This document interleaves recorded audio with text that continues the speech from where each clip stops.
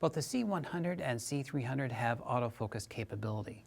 The factory default setting for this in the cameras is known as one-shot autofocus. In this mode, which I have to put onto an assign button, when activated, looks at the center of the frame, determines what focus will be, and locks to that focus point. If I want to change focus after that, I need to reactivate the one-shot autofocus function. If I pay to have an upgrade done to the camera known as dual pixel, it will allow me to have a continuous focus function. And as the name implies, it is constantly updating and changing the focus in the center of the frame.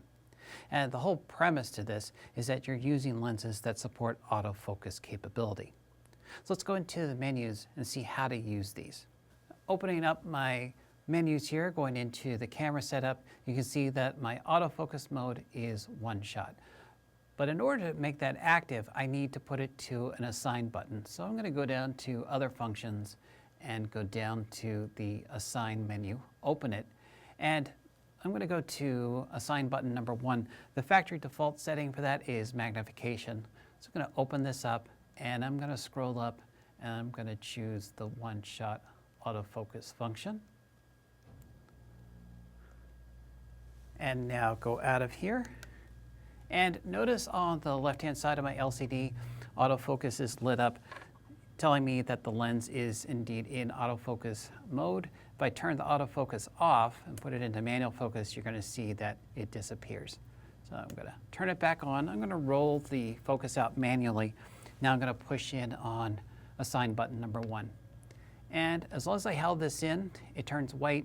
When it achieves focus, it turns green. It's going to let go. Now I have my focus. So let's try continuous focus now. To do that, I'm going to go back into the camera setup, back to autofocus mode. And this camera has been updated, so it does have continuous capability. Once I activate it in this menu, I don't have to do anything else. It is constantly on now. I don't need to put it onto an assign button. And as you can see, let me tilt down. I put a light stand behind my chart here.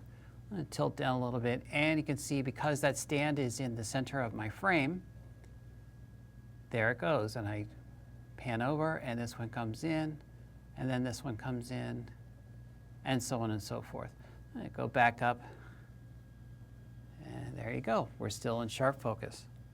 If you're using the continuous focus mode, there may be times where you don't want the camera to try to update the focus because perhaps the subject was in the center of the frame, but then it's moved to the right or left third of frame and you want it to stay there.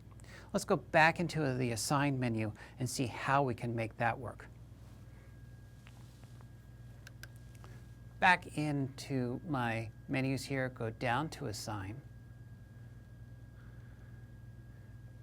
And I'm going to change this now to autofocus lock.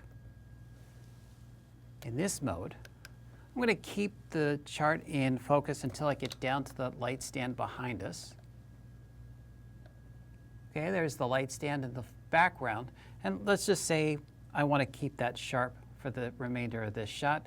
I'm going to push in on assign 1, which is the autofocus lock. Notice how autofocus is now turned from white to gray. I put the stand in the foreground and it does not change focus.